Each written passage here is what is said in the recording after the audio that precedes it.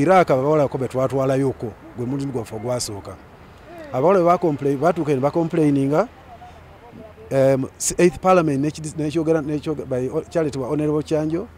ne bakyogerako ne bagamba tulekeraawo okutwala abantu bonna bonawa mu Iraq kati abamu abasinga obungi bakomawo anyway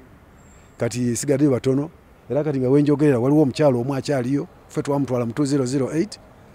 naye bwe yalabye ekintu no ku TV n'avaayo n'abo abawala abamanyi bulungi ayogere ku kintu kino abulira abantu amazima naye ate nze kyannewunyisiza nnyo nabadde ndi ku TV nga nze omukale mu holiday yange ngenda okulaba ku bannaffe abamu abataakola nayo bbanga nti oba myezi 3 nga bateeka omusango mu kkooti mbu bawaabira mbu gye babatwala okukola Iraq babakulusanya ekitali nayo kubanga ne kakati abaliyo be bakyakola be bangi